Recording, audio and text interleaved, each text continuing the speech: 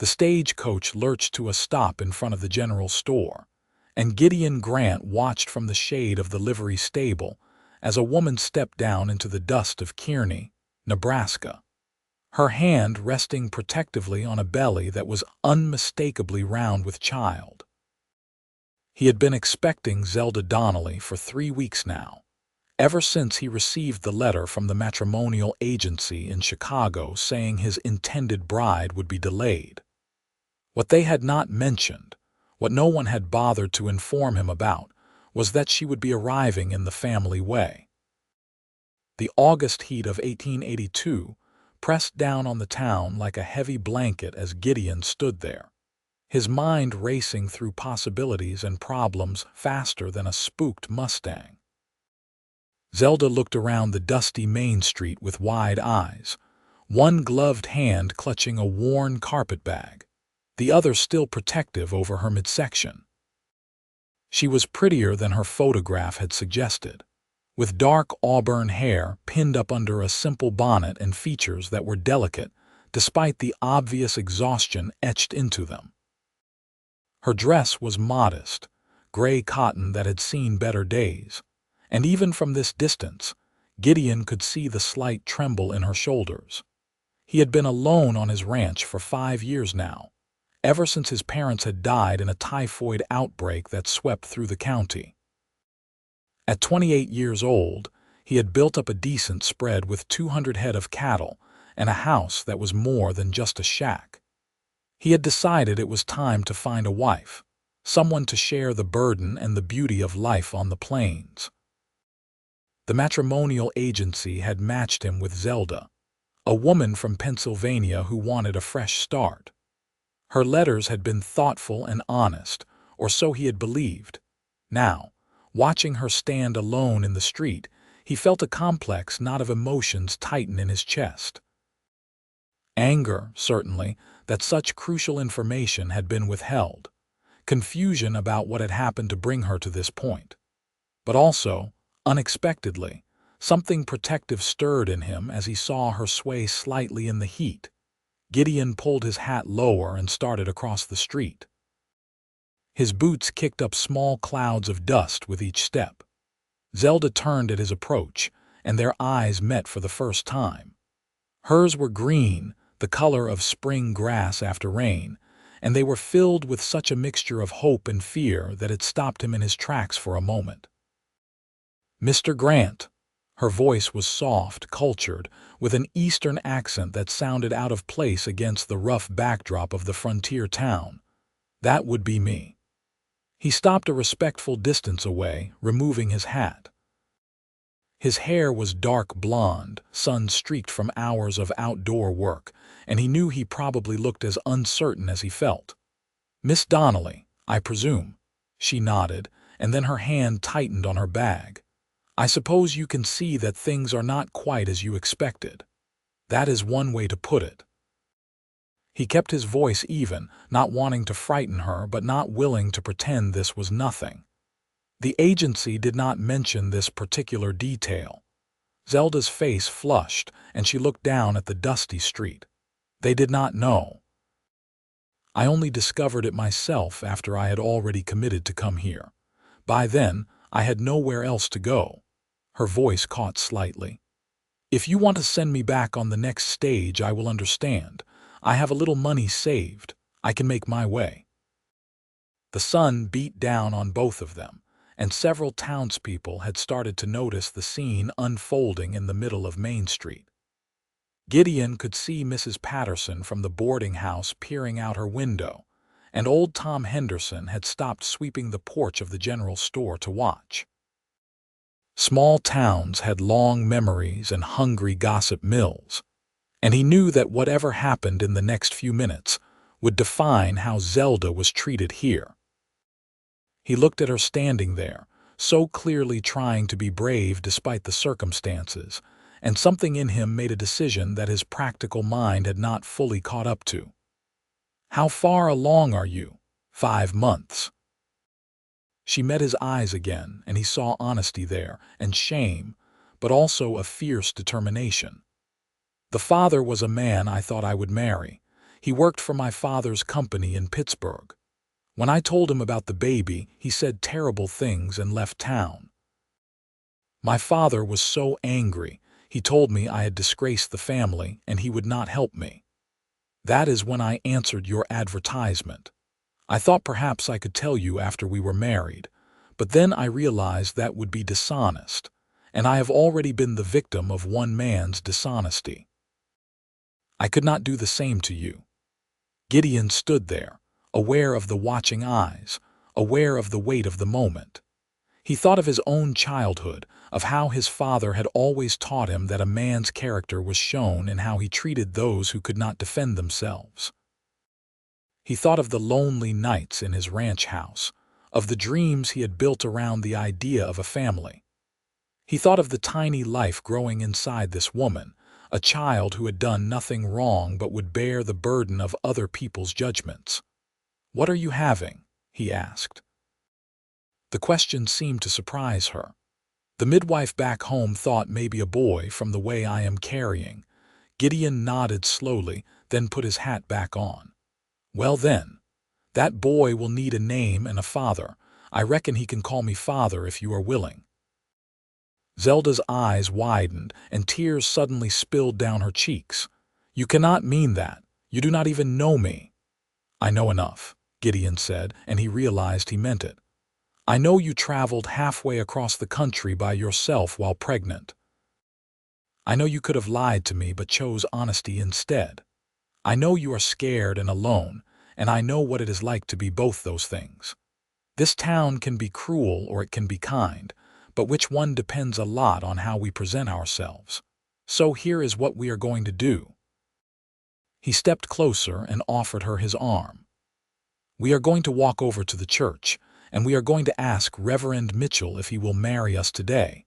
Then we are going to go to my ranch, and we are going to figure out how to build a life together. The baby will be born a Grant, and anyone who has a problem with that can take it up with me." "Why would you do this?" Zelda whispered, though she had taken his arm and he could feel her trembling. "You do not owe me anything." "Maybe not," Gideon agreed, starting to guide her down the street toward the white-painted church at the end. "But that baby does not deserve to come into this world carrying shame that is not his. And maybe I am a fool, but I believe in second chances. You are getting one, and so am I." The walk to the church felt both endless and far too short. People stopped and stared, and Gideon nodded politely to each of them, his jaw set, and his bearing confident even as his heart hammered in his chest. What was he doing? He had just agreed to marry a pregnant stranger, to take on responsibility for another man's child, to bind his life to someone he had known for all of 10 minutes. Yet something felt right about it, in a way he could not explain. Perhaps it was the way Zelda held herself with dignity despite her circumstances. Perhaps it was the memory of his mother's voice telling him that love was not just a feeling but a choice, something you built through actions and commitment. Perhaps it was simply that he had been alone too long and was ready to take a risk on something that mattered. Reverend Mitchell was in his study when they knocked, and his eyebrows rose significantly when Gideon explained what they wanted. "Son, are you sure about this? Marriage is a sacred bond, not something to rush into." "I am sure," Gideon said firmly. "Miss Donnelly traveled here in good faith to become my wife. Nothing has changed except the timing of when we will have a family." The Reverend looked at Zelda, who stood with her hands clasped tightly in front of her. "And you, miss, you are willing to marry a man you just met." "I was willing when I got on the stagecoach in Pittsburgh," Zelda said quietly. "Mr. Grant has shown me more kindness in 10 minutes than anyone has in months. Yes, I am willing." There was something in her voice, a quiet strength beneath the fear that seemed to satisfy the Reverend. He nodded slowly. "Very well, but we will need witnesses. Let me fetch my wife and the church secretary."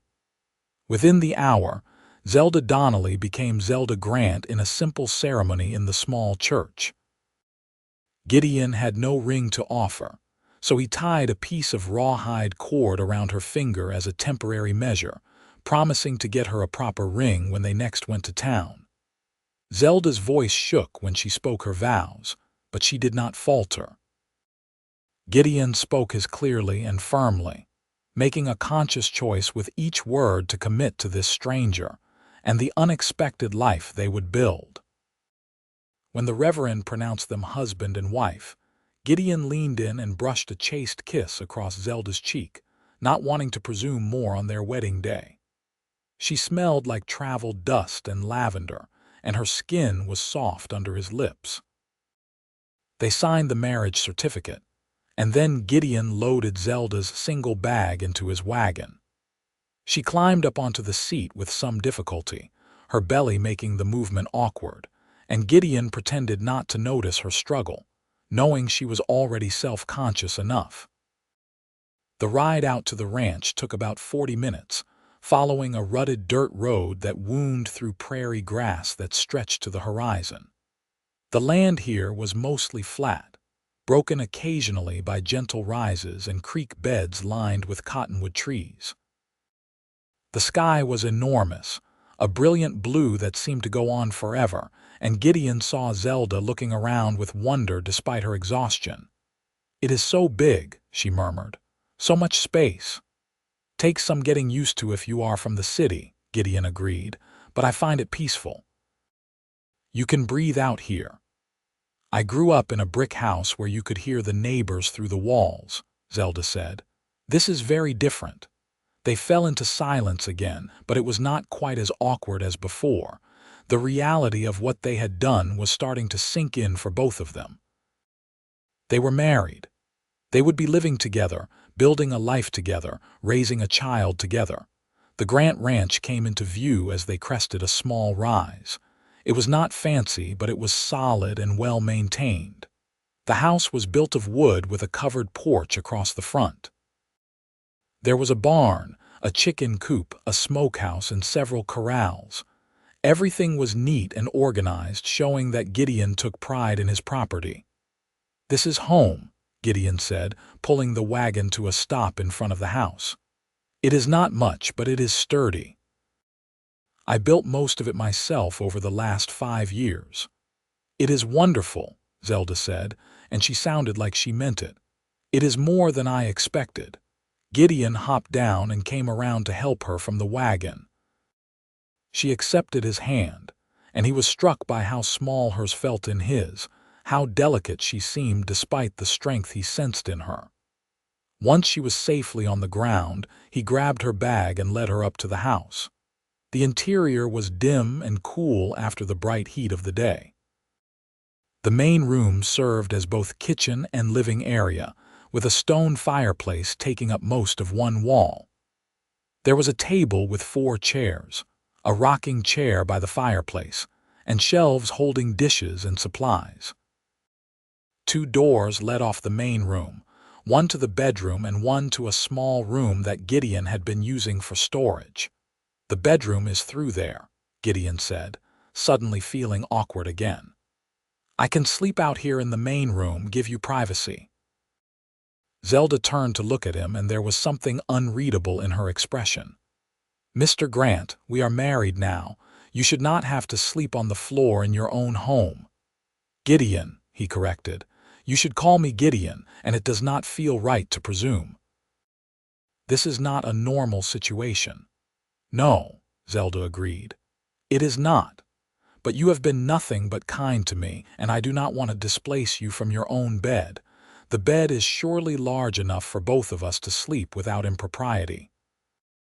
Heat crept up Gideon's neck at the thought of sharing a bed with this woman, his wife, whose body was already ripening with another man's child. "We will figure it out," he said finally. "For now, you must be exhausted. Let me show you where things are, and then you can rest."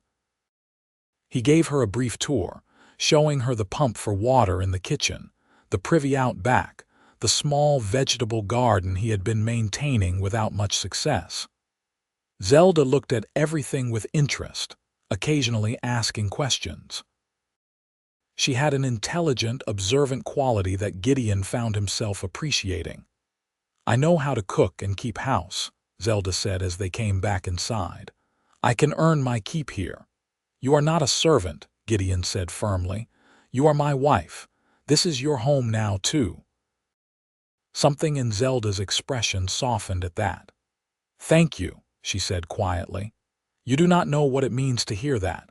For months I have felt like a burden, like something shameful that needed to be hidden. You have treated me like a person." "You are a person," Gideon said, baffled that this needed to be said. "Whatever happened before, whatever brought you here, you are still a person deserving of respect." Zelda's eyes filled with tears again, and she quickly brushed them away. "I apologize. I cry at everything these days. The baby makes me emotional. You have nothing to apologize for." Gideon awkwardly patted her shoulder, unsure how to comfort her. "Why do you not rest for a while? I have evening chores to do, but I will be back to make supper." "I can make supper," Zelda protested. "Please let me help." They compromised, with Zelda sitting in the kitchen and giving instructions while Gideon did the actual work. It turned out she knew quite a bit about cooking, and under her guidance, he managed to produce a meal of salt pork, beans, and cornbread that was significantly better than his usual bachelor fare. They ate at the table as the sun set outside, painting the sky in shades of orange and pink visible through the window. The conversation was stilted at first, both of them hyper-aware of the strangeness of the situation, but gradually they began to relax into it. "Tell me about the ranch," Zelda said. "How many cattle do you have?" "About 200 head right now," Gideon replied. "I have been building up the herd slowly. There is good grazing land here and a creek that runs year-round through the back portion of the property. I also have about a dozen horses, chickens for eggs, and 2 milk cows." "That sounds like a lot of work for one person." "It is," Gideon admitted. "I hire help during roundup and branding time, but day to day I manage on my own. Or I did. I suppose we will manage together now." "I do not know much about cattle," Zelda said, "but I am willing to learn. I can certainly handle the chickens and the garden." "The garden could use a woman's touch," Gideon said with a slight smile. "I am better with animals than plants."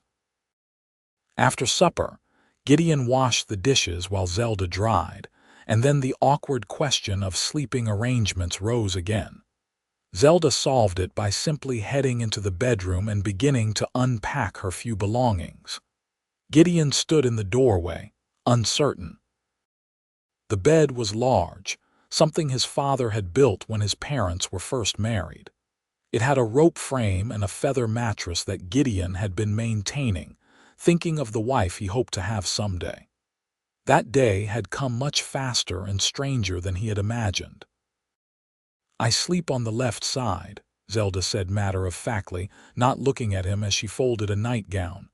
"If that is acceptable to you." "The left is fine," Gideon managed. "I will go lock up the animals and bank the fire. Take your time." He went outside into the cooling evening air and took several deep breaths. He had gotten married today, to a pregnant woman he had just met, and now he was going to share a bed with her. The whole thing felt surreal, like he was living someone else's life. But when he went back inside and carefully entered the bedroom after knocking, Zelda was already under the covers on her side of the bed, her auburn hair loose around her shoulders. She looked young and vulnerable and beautiful in the lamplight. Gideon changed into his nightshirt with his back to her, then slid under the covers on his side of the bed, careful to leave a respectful distance between them. He blew out the lamp and darkness settled over the room. "Gideon," Zelda's voice came soft through the darkness. "Yes, thank you for everything. I know this is not what you wanted." He thought about that for a moment. "Maybe not what I expected," he said finally, "but maybe what I needed. We will figure it out together." He heard her shift in the bed, and then her voice came again, even softer. "Good night." Good night, Zelda. Sleep was long in coming for both of them, but eventually exhaustion won out.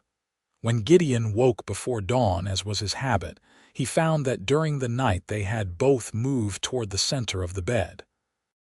Zelda was curled on her side, one hand protectively over her belly, and Gideon's arm had somehow ended up near her, though not touching.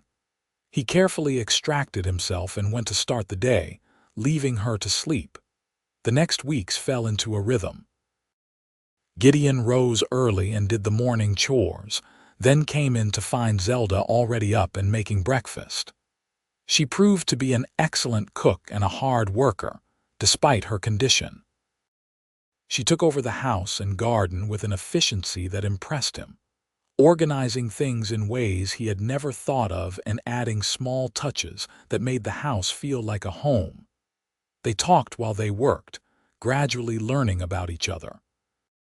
Gideon told her about growing up on the ranch, about his parents and their dreams for the place. He told her about the hard years after they died, when he had almost lost everything but fought to keep it. He told her about his hopes for the future, about building the ranch into something that could support a family. Zelda told him about her childhood in Pittsburgh, about her mother who had died when she was young, about her strict father who ran a steel company. She told him about her love of reading and music, about how she had played piano before being cast out. She told him about the man who had betrayed her, though she did not speak his name, as if saying it would give him power he did not deserve. "I thought I loved him," she said one evening as they sat on the porch watching the sunset. "But now I realize I loved the idea of him, the future I thought we would have. When things got difficult, he disappeared. That is not love." "No," Gideon agreed. "Love is showing up, doing the hard things. Being there even when it is not convenient." Zelda looked at him with those green eyes, and something passed between them, an understanding perhaps, or the beginning of something deeper. "You showed up," she said softly, "for me and for this baby, even though you did not have to." "I wanted to," Gideon said, and realized it was true. Whatever awkwardness had existed between them at first was fading. He looked forward to seeing her face across the breakfast table, to hearing her humming as she worked in the garden, to the quiet conversations they shared in the evening. He was growing fond of her, and more than that, he was growing to respect her. At night, they still maintained a careful distance in the bed, though it was getting harder. Several times Gideon woke to find Zelda pressed against his back, seeking warmth or comfort in her sleep. He never mentioned it, and neither did she. But he found himself sleeping better than he had in years, comforted by her presence. One morning, about a month after her arrival, Gideon came in from the barn to find Zelda standing at the kitchen counter, her face pale and one hand pressed to her side. "What is wrong?" He was at her side in an instant, his heart pounding. "Nothing wrong," she said, and a smile broke across her face. "The baby is moving, really moving, not just flutters. Here, give me your hand." Before he could respond, she had taken his hand and placed it on the side of her belly. Under his palm, he felt a distinct bump, like something pushing from the inside. His eyes widened. "Is that?" "That is the baby," Zelda said, her smile growing wider. "That is your son, Gideon." Without thinking, he said, "Our son." Zelda's breath caught and tears filled her eyes. "Do you mean that?" "I do." And he did. Somewhere over the past month, without him quite realizing it, this child had become real to him, not just an abstract concept or a complication, but a person. His person. His son. He kept his hand on her belly, feeling the baby move again, and something profound shifted in his chest. This was his family. This woman, this child, they were his to protect and care for. The thought did not scare him anymore. It filled him with purpose. "We should think of names," Zelda said, her hand covering his on her belly. "If it is a boy, what would you like to call him?" They spent the rest of the morning discussing names while Zelda baked bread and Gideon repaired a broken cabinet. It felt domestic and comfortable, felt like they had been doing this for years instead of weeks. They settled on Gabriel if it was a boy, after Gideon's father, and Grace if it was a girl, after Zelda's mother. As summer turned toward fall, Zelda's belly grew larger, and Gideon found himself constantly amazed by the changes in her body, the way it adapted to nurture the life within. She seemed to bloom despite the discomforts of late pregnancy, her face taking on a glow that made her even more beautiful. He was also becoming increasingly aware of his feelings for her. What had started as a sense of duty and compassion was deepening into something more. He loved the sound of her laugh, which was coming more frequently as she relaxed into life on the ranch. He loved the way she sang quietly while she worked. He loved her quick mind and her gentle humor. He loved watching her rest her hands on her belly and talk to the baby, telling it stories about the world it would soon enter. But he held back from expressing these feelings, unsure if they were welcome. She was his wife in name and in law, but they had never consummated the marriage. He did not want to pressure her, did not want her to feel obligated. She was dealing with enough. One cool September evening, they were sitting on the porch as usual when Zelda suddenly said, "Gideon, can I ask you something?" "Of course." "Do you ever regret it, taking me in, agreeing to all of this?" He turned to look at her, surprised. "Never. Why would you think that?" She was quiet for a moment, her hands folded over her belly. "I just wonder sometimes what your life would be like if I had not shown up. You could have sent for a different bride, someone without complications, someone who could be a proper wife to you. Zelda." He shifted his chair closer to hers, reached out and took her hand. "You are a proper wife. You have made this house a home. You have brought joy into my life that I did not even know I was missing. Whatever I might have had with someone else, it would not have been this. And I would not trade this for anything. Even though we are not really married, not in the full sense," heat crept up his neck, but he met her eyes. "We are married in every way that matters. The rest, when and if it happens, will be because we both want it, not because of obligation. I will not rush you." Zelda's eyes were bright in the fading light. "What if I told you I do not feel rushed? What if I told you that I think about it sometimes, about being your wife in truth?" Gideon's heart was pounding so hard he was sure she could hear it. "I would say I think about it too. All the time." She smiled, and there was something new in her expression, something tender and warm. "Then maybe we should stop dancing around it." That night, after they had gone to bed, Zelda rolled toward him instead of away. In the darkness, Gideon reached out and pulled her close, mindful of her belly between them. He kissed her properly for the first time, and she kissed him back with a sweetness that made his head spin. "I am falling in love with you," he whispered against her hair. "I did not expect it, but I am." "I am falling in love with you too," Zelda whispered back. "You have given me everything when I had nothing. You have treated me with kindness and respect. How could I not love you?" They kissed again, deeper this time, and Gideon's hands carefully explored her changed body, marveling at every curve and swell. Zelda responded with equal tenderness, her fingers tracing the muscles of his shoulders and back. They made love slowly, carefully, joined in body as they were becoming joined in heart. Afterward, they lay tangled together, Zelda's head on Gideon's chest, his hand protectively over her belly where their son moved lazily. "This is what I wanted," Gideon said into the darkness. "When I decided to find a wife, this is what I was hoping for. I just did not know it would look like this." "Me too," Zelda murmured, already half asleep. "I wanted a home and someone to love me. I thought I had found it before, but I was wrong. This is real." "This is real," Gideon agreed, and he felt the truth of it settle into his bones. The next weeks were golden. They had crossed some invisible threshold and everything was easier now. They touched more freely, kissed often, and talked for hours about everything and nothing.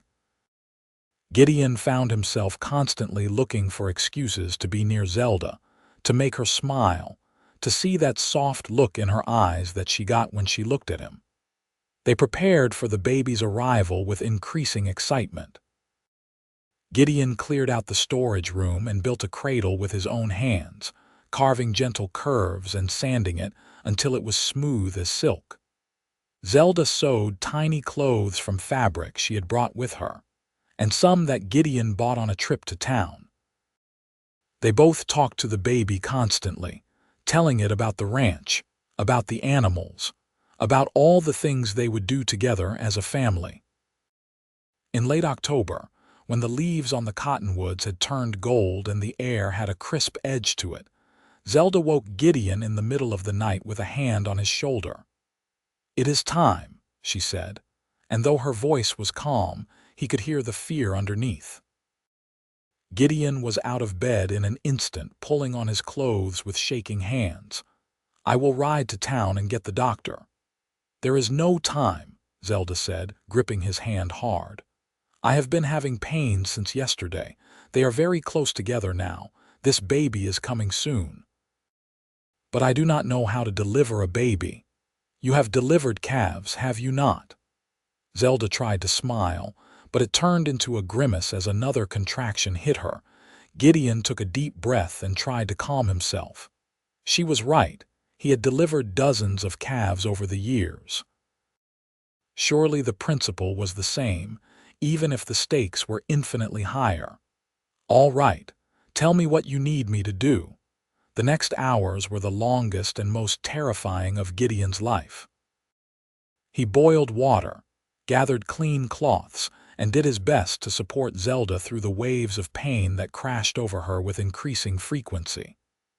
She was incredibly strong, gritting her teeth and bearing down when she needed to, following her body's instincts. Dawn was just breaking when the baby finally emerged into Gideon's waiting hands. It was a boy, red-faced and squalling lustily, perfect in every way. Gideon's hands shook as he cleaned the baby and wrapped him in a soft blanket, then placed him in Zelda's arms. "Gabriel," Zelda whispered, tears streaming down her exhausted face. "Our Gabriel." "Our Gabriel," Gideon agreed, and his own vision blurred with tears as he looked at his son. The fact that he had not planted the seed was irrelevant. This was his child, born into his home, into his care, into his heart. He was the father in every way that mattered. He climbed into the bed next to Zelda, carefully putting his arms around both her and the baby. "You were amazing," he told her, "so strong and brave." "I had help," she said, leaning her head against his shoulder. "I could not have done it without you." They stayed like that for a long time, the three of them together, watching the sun rise through the window and paint the room in golden light. Gabriel nursed for the first time, his tiny hand curled around Zelda's finger, and Gideon felt his heart expand in a way he had not known was possible. Later that morning, after Zelda and the baby were both sleeping, Gideon rode to town to register the birth. He walked into the town clerk's office with his head high and stated clearly that Gabriel Grant had been born on October 23, 1882. To Gideon and Zelda Grant. The clerk looked at him over his spectacles. "Grant, was not your bride just arrived a few months ago?" "My son was born early," Gideon said evenly, meeting the man's eyes without flinching. "Do you need any other information for the record?" The clerk hesitated, then shook his head and wrote down the information. Gideon knew there would be talk, knew that people would count on their fingers and come up with their own conclusions. But he also knew that he did not care. Let them talk. Gabriel was his son, and that was the end of it. On his way out of town, he stopped at the general store and bought a gold ring, simple but beautiful. Back at the ranch, he slid it onto Zelda's finger, replacing the rawhide cord he had tied there on their wedding day. "You are my wife," he said softly, "in every way, and I love you." "I love you too," Zelda whispered, looking from the ring to his face. "More than I can say. You have given me back my life. You have given me hope and love and a family." "We have given each other those things," Gideon corrected, kissing her gently. "This is our life now, yours and mine and Gabriel's." The first months of Gabriel's life were sleepless and chaotic in the way of all new parents, but they were also filled with joy. Gideon marveled at every tiny change, every new expression that crossed his son's face. He learned to change nappies and swaddle and rock the baby to sleep. He sang to Gabriel the same songs his own father had sung to him, carrying on a tradition. Zelda bloomed in motherhood, despite the exhaustion. She was patient and tender with the baby, but also practical, approaching parenthood with the same capable efficiency she brought to everything else. Together, they figured out how to balance the work of the ranch with the needs of an infant, taking turns so that both could sleep and both could work. Winter came, and they spent long evenings huddled by the fire, Gabriel sleeping in his cradle while Gideon and Zelda talked and planned. They discussed expanding the herd, about maybe buying the adjacent property that was for sale. They talked about having more children someday, brothers and sisters for Gabriel. "I want him to have what I did not," Zelda said one night. "A big family full of love and laughter." "Then we will give him that," Gideon promised. "As many children as we are blessed with." Spring came again, bringing new life to the prairie. Gabriel was 6 months old, sitting up and babbling, his eyes turning the same green as his mother's. Gideon was out mending fences one warm May afternoon when he saw a rider approaching the ranch. He recognized the man as Jacob Harrison, owner of the neighboring spread. Harrison was in his 60s, a respected rancher who had been working this land for decades. They had spoken a few times, cordial but not close. "Grant," Harrison said, tipping his hat as he rode up. "Got a minute?" "Of course." Gideon set down his tools and walked over. "What can I do for you?" "Well, I will get right to it. I am getting too old for this life. My children moved back east, have no interest in ranching. I am looking to sell my property, and I wanted to offer you first chance at it before I put the word out wider." Gideon's pulse quickened. The Harrison spread was twice the size of his own, with excellent grazing land and water access. Combined, they would make a significant ranch enough to support a large family comfortably. But the price would be substantial. "How much are you asking?" Harrison named a figure. It was fair, but it was more than Gideon had saved. He would have to take a loan from the bank, something he had avoided so far. It would be a risk. "Can I have a few days to think about it?" Gideon asked. "I need to discuss it with my wife, of course, but I will need an answer by the end of the week. If you are not interested, I will need to look elsewhere." That evening, after Gabriel was in bed, Gideon laid out the situation to Zelda. She listened carefully, asking smart questions about the condition of the property, the terms of the loan, the potential returns. "It is a risk," Gideon concluded. "If we have a bad year or two, we could lose everything. But if it works out, it would set us up for the future. It would give Gabriel and any other children we have a real legacy." Zelda was quiet for a moment, thinking. Then she said, "Before I left Pittsburgh, I sold a few pieces of jewelry my mother left me. I have the money hidden in my things. It is not a lot, but it might be enough to make the difference in the loan amount, give us a better cushion." Gideon stared at her. "You have been sitting on money this whole time and never mentioned it." "It was for emergencies," Zelda said.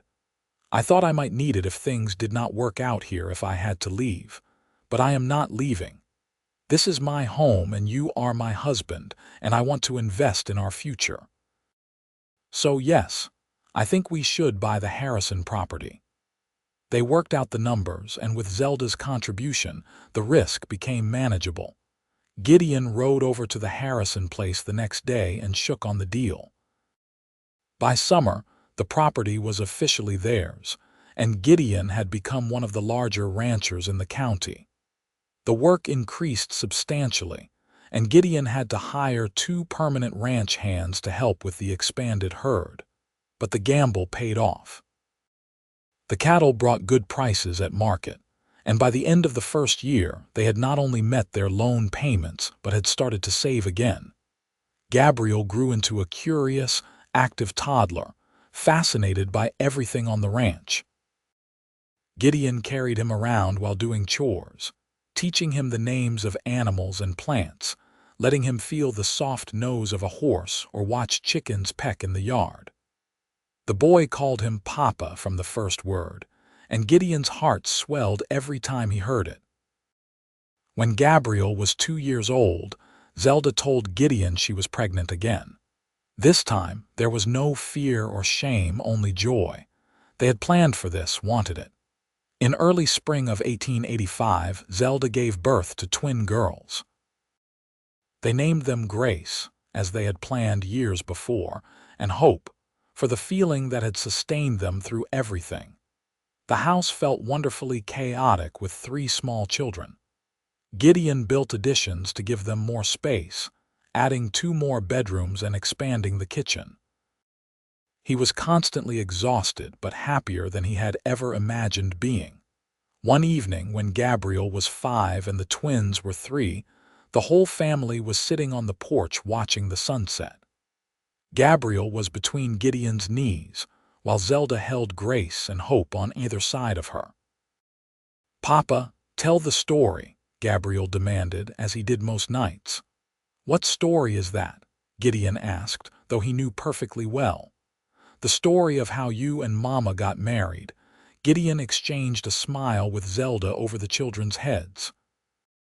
"Well, one day a stagecoach pulled up in town, and the most beautiful woman I had ever seen stepped out." "That was Mama," Grace chimed in. "That was Mama," Gideon agreed. "And I walked up to her, and I knew right then that she was going to change my life. And you got married that very day." Gabriel crowed. "And then I was born." "That is right.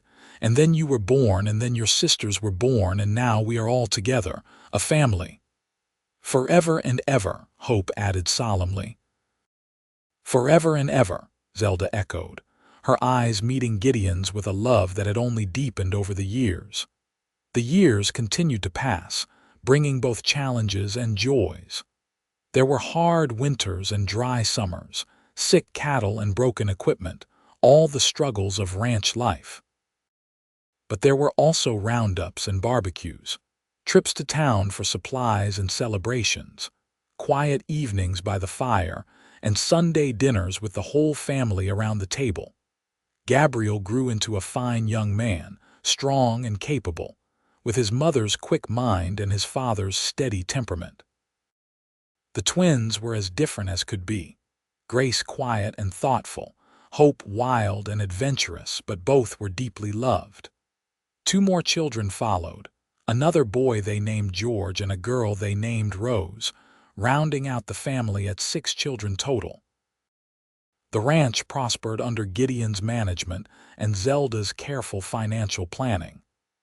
They became pillars of the community, respected and liked. If anyone remembered the circumstances of their marriage, they kept it to themselves.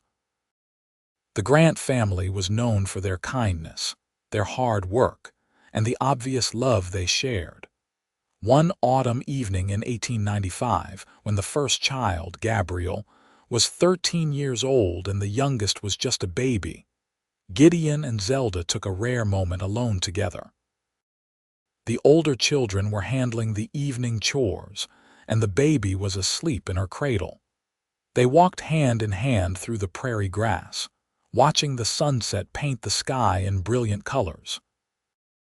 The land rolled out around them, 400 acres of prime Nebraska grassland that they had built together. "You ever think about that day?" Zelda asked, leaning her head against Gideon's shoulder. "The day I stepped off that stagecoach, all the time," Gideon admitted. "I think about how scared I was, how uncertain. I had no idea what I was doing. Neither did I. I was terrified that you would send me away, that I would have nowhere to go." She squeezed his hand. "And then you said that Gabriel would call you father, and I knew everything would be all right." "Best decision I ever made," Gideon said. "Taking a chance on you, on us. Look what we built."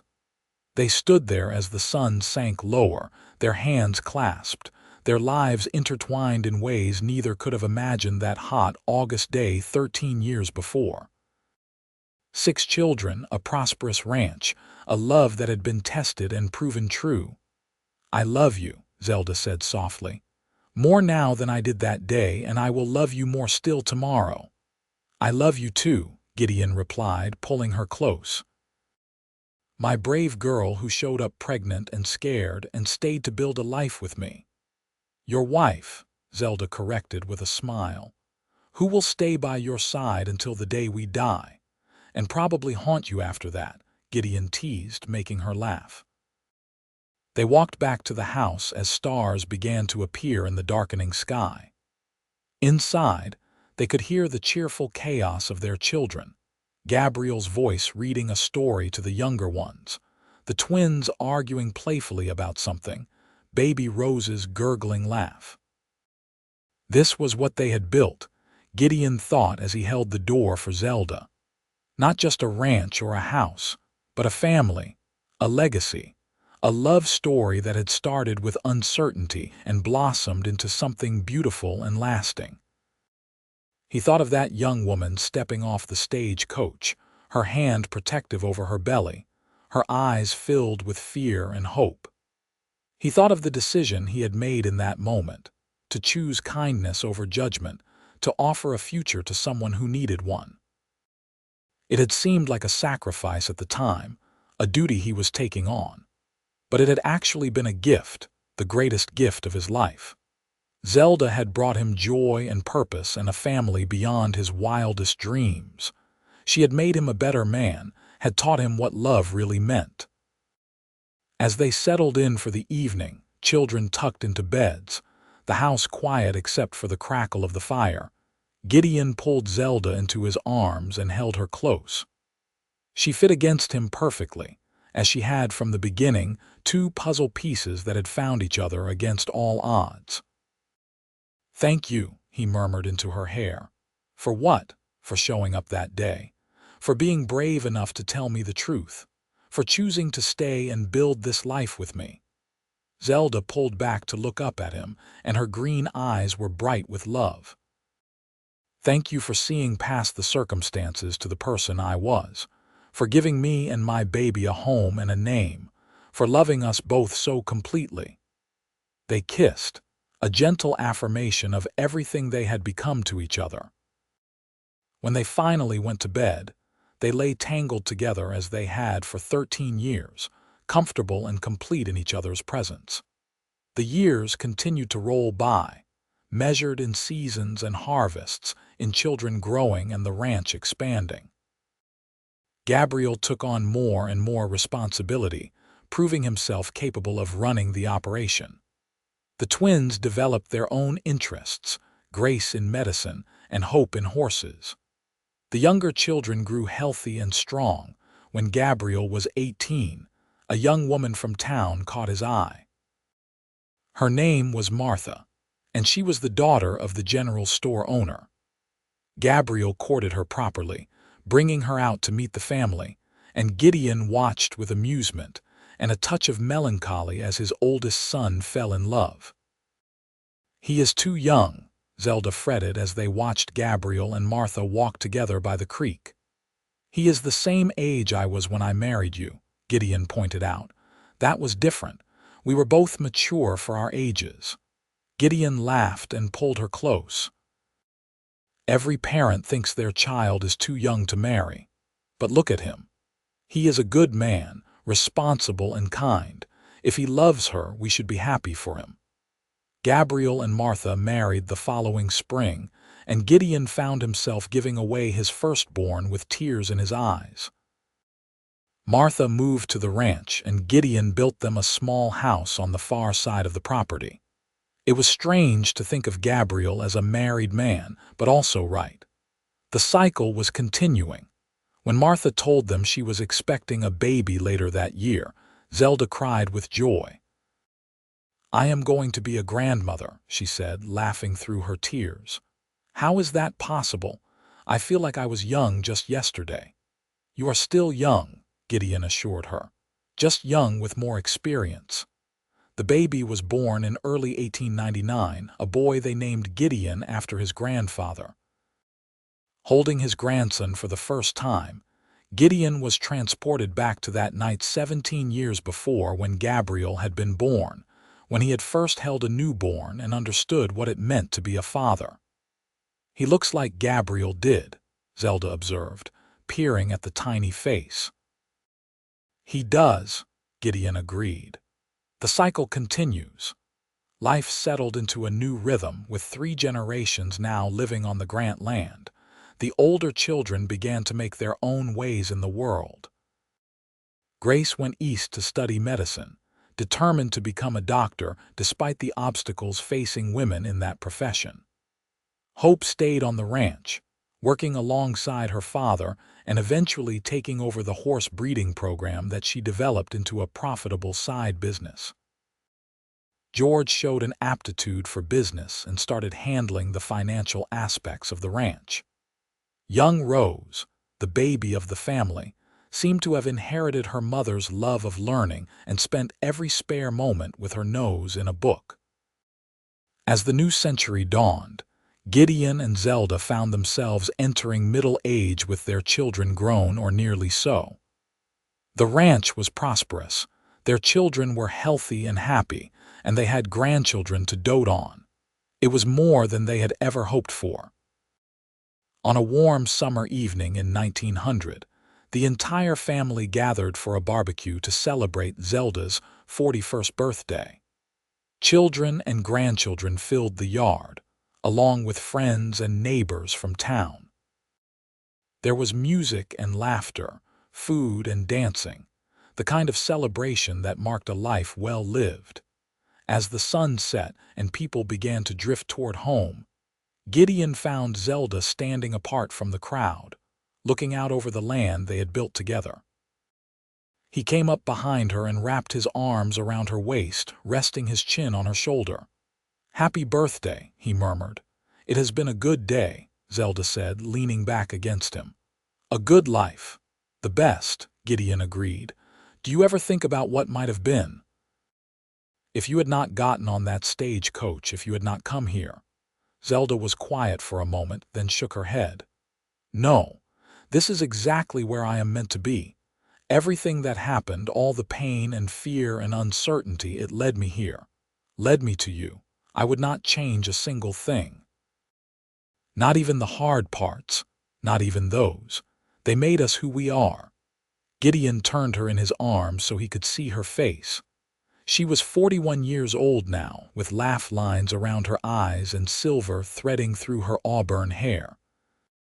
But to him, she was just as beautiful as the day she had stepped off that stagecoach, more so because now he knew the strength and depth of her spirit.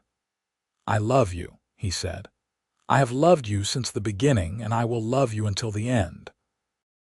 "And I love you," Zelda replied, reaching up to cup his face. "My rescuer, my partner, my heart." They kissed as the stars came out overhead, the sounds of their family celebrating drifting around them. This was what they had built together, from uncertain beginnings to a legacy that would last for generations. The years continued their steady march. There were losses, as there always are. Gideon's friend, old Reverend Mitchell, who had married them, passed away peacefully in his sleep. Some of the ranch hands who had worked for them for years moved on or retired. One winter, they lost a significant portion of the herd to a terrible storm, but they rebuilt with the same determination they had always shown. But there were more joys than sorrows. More grandchildren were born. Grace finished her medical training and returned to Nebraska to set up a practice in Kearney, becoming the town's first female doctor.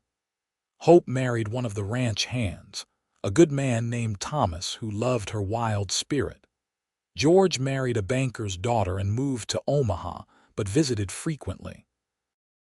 Rose went to college, one of the few women to do so, and became a teacher. Gabriel remained on the ranch, working alongside his father and eventually taking over more and more of the day-to-day operations. He and Martha had 4 children, and the sound of young voices once again filled the main house where Gabriel had been raised. As Gideon moved into his 60s, he began to slow down, though he never stopped working entirely. He spent more time with the grandchildren, teaching them the same lessons he had taught their parents. He took long walks with Zelda in the evenings, their hands still finding each other automatically after 40 years of marriage. On a golden autumn day in 1922, the entire Grant family gathered at the ranch for Gideon and Zelda's 40th wedding anniversary. There were children and grandchildren, and even a few great-grandchildren, dozens of people who existed because 2 strangers had taken a chance on each other all those years ago. Gabriel, now a man of 40 years old with silver in his own hair, stood to make a toast.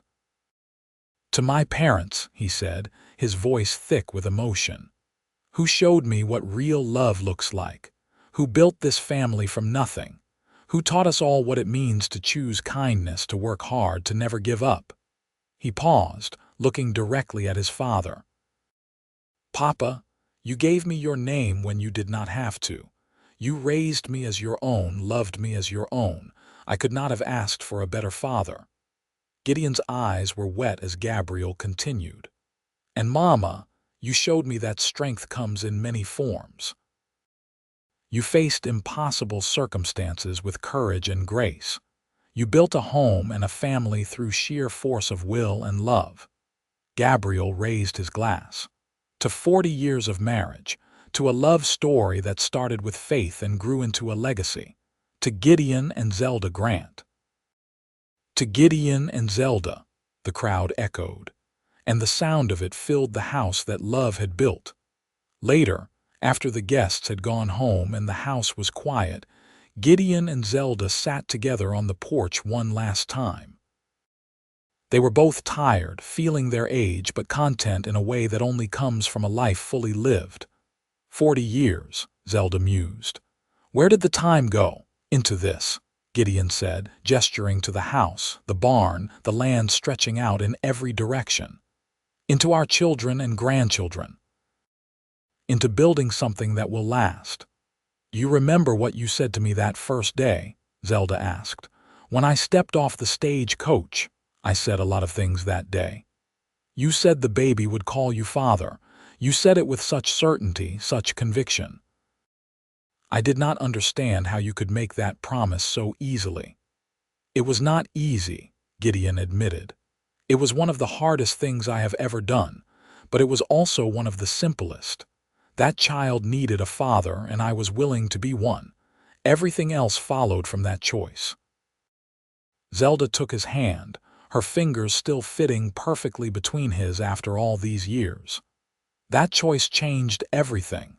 For me, for Gabriel, for all of our children.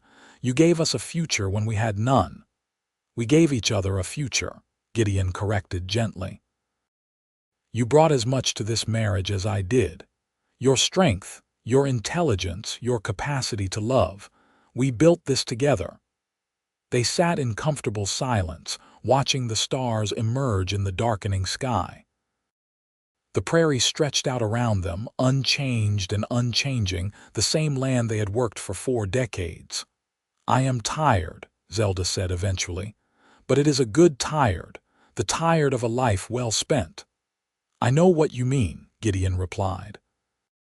He stood, his joints protesting slightly, and offered her his hand. "Come on, let me take you to bed." They walked inside together, their steps slower than they used to be but still in sync. In the bedroom they had shared for 40 years, They helped each other undress and climbed into the bed that had held them through everything: joy and sorrow, passion and comfort. Zelda settled into her familiar spot, her head on Gideon's shoulder, his arm around her. "I love you," she murmured, already half asleep. "I love you too," Gideon replied, kissing her forehead. "Always have, always will." They drifted off to sleep together as they had done thousands of times before. Outside, the Nebraska wind whispered through the prairie grass, carrying with it the sounds of cattle lowing and horses shifting in the barn. The ranch slept around them, built by their hands, nurtured by their love. Gideon Grant had been 28 years old when he made a split-second decision to offer his name to a pregnant stranger. He had thought he was being charitable, doing the right thing, giving someone less fortunate a chance. What he had not understood then, but knew with absolute certainty now, was that Zelda had given him just as much. She had given him a family, yes, but more than that. She had given him purpose and partnership and a love deeper than he had imagined possible. She had shown him that family is not just about blood, but about choice and commitment and showing up every single day. As he held his wife in the darkness, listening to her steady breathing, Gideon thought about legacy. Not just the land they would leave to their children and grandchildren, though that mattered, but the other legacy, the invisible one that was somehow more important. They had shown their children and grandchildren what real love looked like. Not the easy, romantic kind that appears in novels, but the hard, daily kind that chooses to stay even when it is difficult. The kind that sees past circumstances to the person underneath. The kind that builds slowly, choice by choice, day by day, until it becomes unshakable. Gabriel had learned that being a father was about more than biology. Grace had learned that strength and compassion could coexist. Hope had learned that wildness and stability were not opposites. George had learned that family came before profit. Rose had learned that knowledge and love were equally valuable, and the grandchildren, and now the great-grandchildren, were learning it too. They were learning that love was a verb, an action, a continuous choice. They were learning that family could be built as well as born. They were learning that the circumstances of your beginning did not have to define your story. This was the real legacy, Gideon thought as sleep began to claim him. Not the acres or the cattle or the buildings, but the love that had created it all, sustained it all, would outlive it all. The next morning, Gideon woke to sunlight streaming through the window and Zelda still sleeping peacefully beside him. He lay there watching her, grateful for another day, another morning, another chance to choose love. When she woke, they would have breakfast together as they had done for 40 years. They would talk about the day's plans and the weather and the grandchildren. They would work together on whatever needed doing, their movements coordinated from decades of partnership. They would sit on the porch in the evening and watch the sunset paint the sky in brilliant colors. And through it all, they would be together, bound not by obligation or necessity, but by a love that had survived everything and emerged stronger. This was their story, Gideon thought. A mail-order bride who showed up pregnant. A cowboy who said that baby would call him father. Two strangers who became partners, then lovers, then the foundation of a family that would span generations. It was not the story either of them had planned. But it was the story they had chosen, day after day, year after year. And it was, Gideon believed, exactly the story it was meant to be. He pulled Zelda closer, feeling her stir and wake in his arms. She looked up at him with those green eyes that still made his heart skip a beat and smiled. "Good morning," she murmured. "Good morning," he replied and kissed her, sealing the promise they had made 40 years ago and renewed every day since. Together, they rose to face another day on the land they loved, surrounded by the family they had built, sustained by a love that had started with a leap of faith and grown into something eternal. The prairie stretched out around them, golden in the morning light, unchanged and unchanging. But the people who worked it had been transformed completely, shaped by love into something better than they could have been alone. And as Gideon and Zelda walked hand in hand to start their day, their children and grandchildren stirring in houses across the property, the legacy they had built continued to grow and flourish, proof that sometimes the best stories are the ones we never see coming.